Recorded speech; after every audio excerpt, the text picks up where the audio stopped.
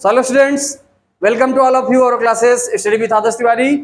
हम सब प्रोनाउन सीख रहे थे। आज प्रोनाउन का पार्ट 3 वाला है, जिसमें प्रोनाउन के अगले टाइप के बारे में हम देखेंगे।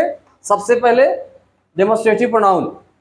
आपको बता दें, इससे पहले आप personal pronoun, possessive pronoun, reflexive pronoun, emphasising pronoun, ये 4 प्रोनाउन ऑलरेडी स्टडी कर चुके हैं, यानी वीडियोस में अपलोड हो चुके हैं। ये उसका अगला पार्ट है प्रोनाउन का। आइए देखते हैं डेमोस्ट्रेटिव प्रोनाउन क्या होता है।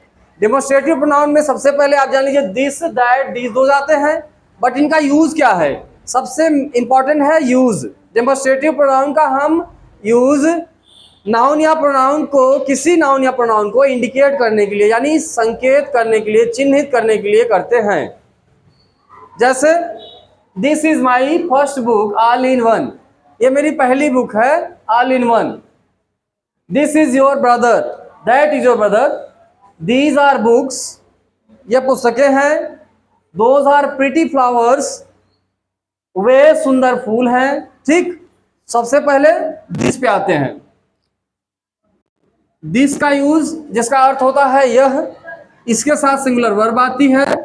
माई फर्स्ट बुक, यानी कि यहां सिंगुलर नाउन या ऑब्जेक्ट होता है। ठीक, this is my first book, यहां बुक है, बुक्स नहीं है, और यहाँ इज है, आर नहीं है। दिस के साथ इज है, और दिस के साथ जो नाउन आया है वो बुक है, प्लूरल नहीं है। तो ये हो गया दिस। पास की एक वस्तु के लिए यूज होता है, इसके साथ सिंगुलर वर्ब आती है। दैट इज योर ब्रदर, वह तुम्हारा भाई है। दैट माने वह, दूर की एक वस्तु के लिए, और इसके साथ भी सिंगुलर वर्ब का यूज होता है। और ये जो दिस और दैट है, ये इंडिकेट कर रहा है, यानी संकेत कर रहा है, चिन्हित कर रहा है, पॉइंट आउट कर रहा है। किसको? आने वाले नाउन को। किसके लिए यूज हो रहा है? This is my first book all in one. तो ये दिस किसके लिए आ रहा है? बुक के लिए आ रहा है। यानी ये दिस जो वर्ड है, ये बुक को क्या कर रहा है? इंडिकेट कर रहा है। दूसरा दैट, दैट जो है, दैट इज योर भाई है। दैट यानी ब्रदर को इंडिकेट कर रहा है, ब्रदर को। नेक्स्ट है दीज आर बुक्स, ये पुस्तकें हैं, यानी एक से अधिक पुस्तक हो गई। पास की एक से अधिक व्यक्ति या वस्तु के लिए दीज का यूज होता है। दीज आर बुक्स, यानी दीज जो है इंडिकेट कर रहा है बुक्स को, और बुक्स रहेंगी प्लूरल। अगर दीज है तो ये प्लूरल में होगा, नाउन या pronoun.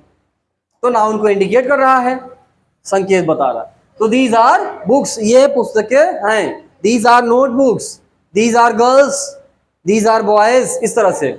Those are pretty flowers, वे सुंदर फूल हैं, दूर की एक से अधिक वस्तु के लिए। तो दोज हो गया, दोज के साथ आर हेल्पिंग वर्ब, यानी दोज के साथ जो वर्ब आता है वो प्लूरल में हो गया, और जो नाउन आएगा वो भी क्या होगा? प्लूरल में होगा। दीज और दोज के साथ वर्ब भी प्लूरल और नाउन भी प्लूरल। दिस और दैट के साथ वर्ब भी सिंगुलर, नाउन भी सिंगुलर। और this, that, these, those indicate करते हैं। किस लिए? Demonstrative pronouns are used to point out, point out करने के लिए यूज किए जाते हैं पीपल और थिंग्स को। दे रिफर टू, जिन्हें वो रिफर करते हैं। तो दीज, दोज किसे रिफर कर रहा है? दीज बुक्स को रिफर कर रहा है, हाँ, और दोज फ्लावर्स को।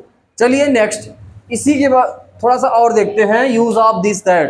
तो दिस जो है फॉर वन ऑब्जेक्ट या पर्सन, नियर बाई ऑब्जेक्ट्स के लिए, एक ऑब्जेक्ट या पर्सन हो, वो भी नियर बाई, पास में हो, और सिंगुलर वर्ब होगा, सिंगुलर नाउन होगा इनके साथ। दैट के लिए for one, far away objects और पर्सन, एक व्यक्ति या वस्तु, वो भी दूर की, दूर के एक व्यक्ति या वस्तु के लिए, इनके साथ वर्ब सिंगुलर, नाउन सिंगुलर। जिस नाउन को इंडिकेट करेंगे, संकेत करेंगे, वो सिंगुलर में होगा। अब आते हैं use of these and those. तो दीज का use for near by plural object और पर्संस, पास की प्लूरल ऑब्जेक्ट पर्संस के लिए, यानी इनके साथ वर्ब प्लूरल और नाउन प्लूरल, जैसा कि अभी हमने बताया था। आप इसे नोट करके रिवाइज करते रहेंगे, बहुत ही इंपॉर्टेंट टॉपिक है। प्रोनाउन में आपको कोई प्रॉब्लम नहीं होगा। Those for far away plural objects या पर्संस, यानी दूर के प्लूरल ऑब्जेक्ट पर्संस के लिए वर्ब इनके साथ प्लूरल आती है, और नाउन भी प्लूरल आता है। आइए देखते हैं अगला प्रोनाउन। उससे पहले 2-4 एक्सरसाइज करेंगे एग्जाम्पल, उसके बाद नेक्स्ट प्रोनाउन पढ़ेंगे। Now let us do these sentences. That is a gift for you, this and this. अब यहां आप देख सकते हैं कि इज लगा है और ऑप्शन में है दिस और दिस, तो ऑलरेडी आप जानते हैं यहां दिस का यूज होगा। This is a gift for you. Dash is my book, this या दिस, तो यहां हो जाएगा क्योंकि इज आया है, सिंगुलर है, और बुक भी सिंगुलर में है, बुक्स नहीं है, तो हम दिस की जगह दिस यूज करेंगे। This is my book. Dash are books that and those. Divyaraj बताना चाहोगे? चलो question number 3, Divyaraj stand up. Dash are books में दैट यूज करें या दोज? दोज। दोज क्यों? रीजन वहां सेंटेंस देखिए, बताइए। आ रहा है समझ में? नहीं, डाउट है? देखो यहां आर आया है, अभी आपने देखा इसके पहले कि दैट के साथ कौन सा वर्ब, सिंगुलर की प्लूरल? दैट के साथ सिंगुलर और दोज के साथ प्लूरल, तो क्या होगा? दोज। दोज इसलिए हो रहा है क्योंकि वर्ब प्लूरल। प्लूरल है, और नाउन जो बुक्स है वो भी क्या है? प्लूरल। प्लूरल है ना, इसलिए बैठ जाओ। तो आप देख सकते हैं यहां दैट नहीं होगा, यहां दीज यूज होगा, दोज। दीज या दोज में से ऑप्शन है those, THOSE, those are books dash were intelligent boys.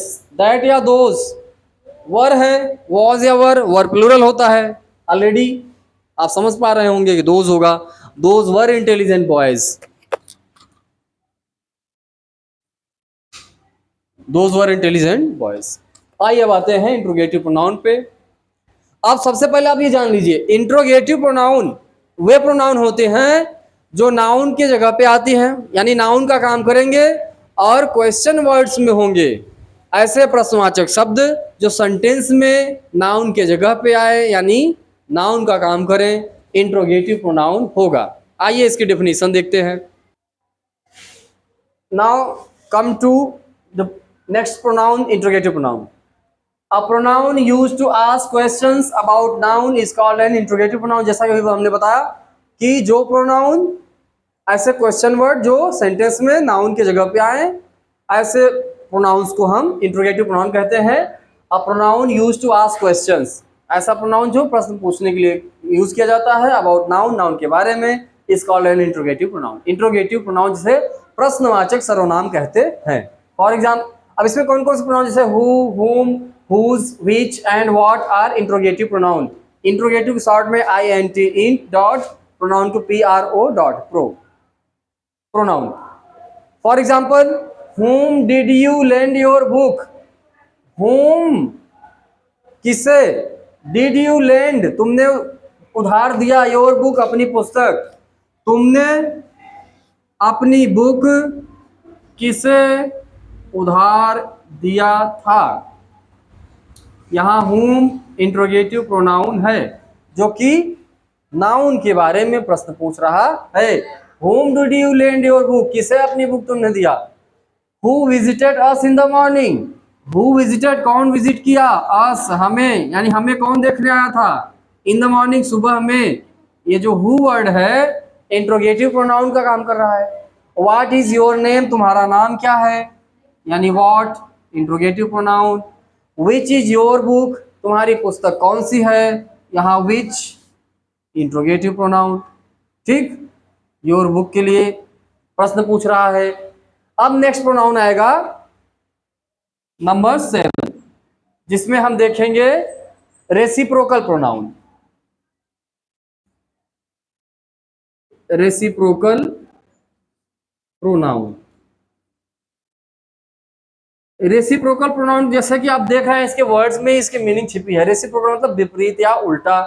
Reciprocal pronoun आप इससे पहले एक बार यूज भी कर चुके हैं, जैसे each other, one and other.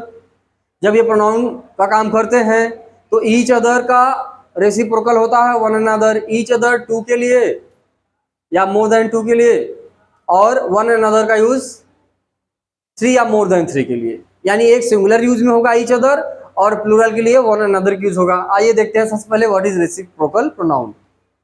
Now come to the point. Reciprocal pronoun, pronouns expressing mutual और रेसिप्रोकल रिलेशनशिप, ऐसे सर्वनाम जो एक्सप्रेस करते हैं पारस्परिक, म्यूचुअल माने पारस्परिक आपस में, अथवा रेसिप्रोकल यानी एक दूसरे के विपरीत में, रिलेशनशिप संबंध को, are known as reciprocal pronoun, इन्हें रेसिप्रोकल विपरीतार्थक सर्वनाम कहते हैं।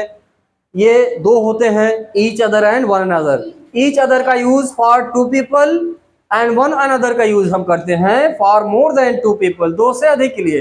दो के लिए ईच अदर और दो से अधिक के लिए वन अनदर।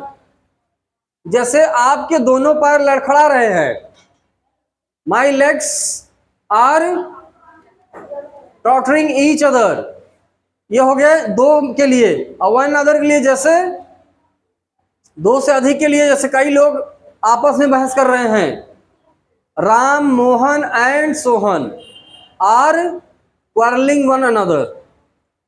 या 231 वाला रूल जैसे होता है, second person, third person and first person, जैसे you he and I, you he and I are discussing one another on the problem of mathematics, हम गणित के समस्या पे तुम, वह और मैं डिस्कस कर रहे हैं, ऐसे। तो ये हो गया ईच अदर वन अनदर के यूज। आइए देखते हैं example. The new students were bonding well with each other, जो नए स्टूडेंट्स हैं यानी दो हैं, वर बॉन्डिंग एक दूसरे से बॉन्ड बना रहे हैं, वेल अच्छे से, अच्छा बॉन्ड बना रहे हैं, विथ ईच अदर यानी ईच अदर का यूज हुआ है। तो यहाँ स्टूडेंट कितने हो जाएंगे? दो। वी आर, चलिए यहां ध्यान से देखिए, we are helping one another, हम एक दूसरे की मदद कर रहे हैं। यहाँ वी क्या है? मोर देन टू, दो से अधिक लोग हैं। वी माने हम सब, आर हेल्पिंग वन अनदर यानी वन अनदर हो गया reciprocal pronoun. Mohan and Sohan, Mohan और Sohan are helping each other, यहाँ दो पर्सन आए हैं, Mohan and Sohan are helping, मदद कर रहे हैं ईच अदर, एक दूसरे की। तो इस तरह से रेसिप्रोकल प्रोनाउन हो गया। नेक्स्ट प्रोनाउन आते हैं प्रोनाउन नंबर 8। तो प्रोनाउन नंबर 8 देखेंगे आप लोग।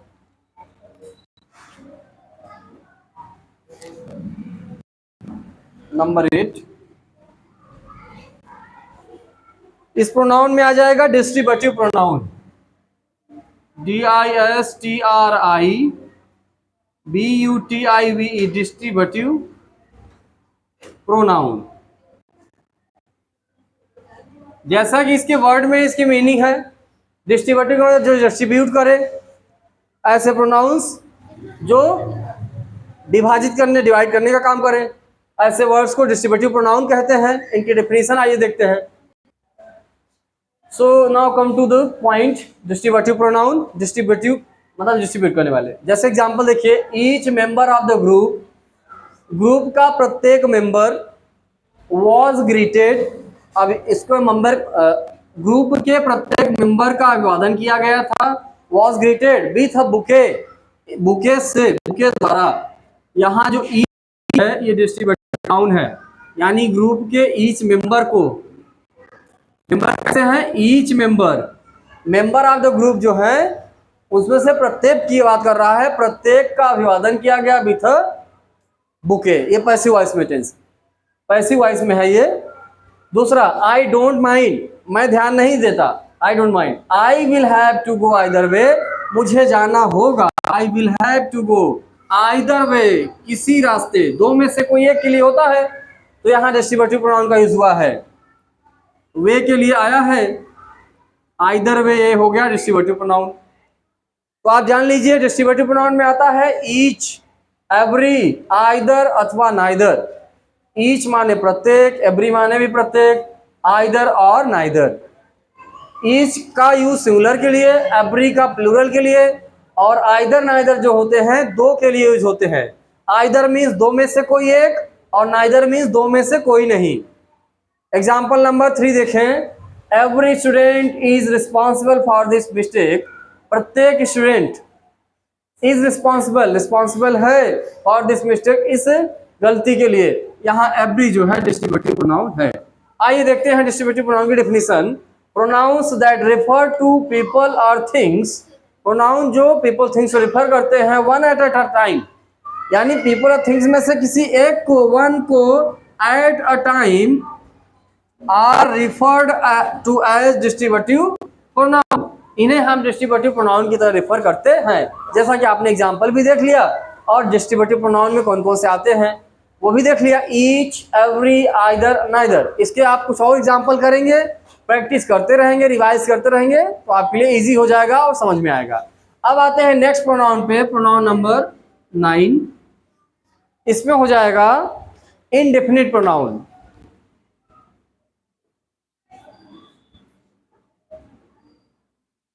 इनडेफिनिट प्रोनाउन, ये प्रोनाउन में, इस प्रोनाउन में भी इसकी मीनिंग छिपी हुई है। इनडेफिनिट, अनिश्चित सर्वनाम, ऐसे प्रोनाउन है जो इनडेफिनिट है, यानी ऐसे वर्ड्स जो है उनकी संख्या निश्चित चीजों को नहीं बताएंगे। आइए देखते हैं इनके बारे में। इनडेफिनिट प्रोनाउन यानी अनिश्चित सर्वनाम, ये ऐसे सर्वनाम होते हैं जिनसे किसी पर्टिकुलर पर्सन या स्पेसिफिक पर्सन के बारे में हमें पता नहीं चलता और उसकी संख्या भी निश्चित है कि अनिश्चित है ये पता नहीं चलता, इसीलिए इनका यूज होता है एज इनडेफिनिट के नाम से। जैसे somebody has to answer the questions, somebody has to answer, किसी को आंसर देना होता है। the question, किसी को भी प्रश्न का आंसर देना होता है या देना है। उसके बाद दूसरा, the result was dependent on several factors, the result, जो परिणाम था वो निर्भर था किस पे, ऑन सेवरल फैक्टर्स। फैक्टर कैसे हैं, सेवरल, अनेक, कई फैक्टर्स पे। यहाँ तो ऐसे जो प्रोनाउन हैं जिनसे किसी व्यक्ति, वस्तु या पर्सन के बारे में ये पता नहीं है, वो जनरली यूज होता है सामान्य रूप से, और किसी पर्टिकुलर या स्पेसिफिक के बारे में वो डिनोट नहीं करते, उनके लिए हम ऐसे जगह इनडेफिनिट प्रोनाउन यूज करते हैं। जैसे someone knocking at the door, कोई व्यक्ति दरवाजे पे खटखटा रहा है, ठीक। समवन कॉलिंग यू, कोई तुम्हें बुला रहा है। अब समवन, कोई वो पर्सन, क्या उसका नाम क्या है, कौन है, मेल है फीमेल, ये श्योर नहीं है ना, इसलिए इनडेफिनिट प्रोनाउन है। समझ आ रहा है, क्लियर। चलिए अब इनडेफिनिट प्रोनाउन की डेफिनेशन यही हो गई, हम लिखवाएंगे नहीं, आप समझ लीजिए, शॉर्ट में अपनी भाषा में लिख लीजिएगा। आते हैं इनडेफिनिट प्रोनाउन के वर्ड्स पे, जैसे all, one, some, other, any, anyone, anybody, anything, everyone, few, many, none, several, ऐसे वर्ड्स इनडेफिनिट प्रोनाउन होते हैं। और somebody, someone, nobody, everybody, बड़ी वाले लगभग वर्ड्स मैक्सिमम आ गए हैं। somebody, nobody, everybody, anybody। उसके बाद वन वाले में anyone, everyone और someone। उसके बाद all, one, some, another, any, कोई, everyone, few, कुछ, many, अनेक, कई, none, कोई नहीं, none यानी no one। ये these pronouns are called indefinite pronoun, और इनका यूज दो एग्जाम्पल के माध्यम से आपने देख लिया। अब प्रोनाउन का लगभग चैप्टर क्लोज हो चुका है। प्रोनाउंस पे आपको रेगुलर एक्सरसाइजेस करनी है, 1-2 दिन रिवाइज करते रहना है ताकि आपको प्रोनाउन समझ में आए, इसका प्रॉफिट मिले। अदरवाइज ये भूलता भी बड़े आसानी से है। आप प्रोनाउन याद रहेगा बस, प्रोनाउन के टाइप्स भूल जाएंगे या प्रोनाउन के टाइप्स में उसकी डेफिनेशन भूल जाएंगे।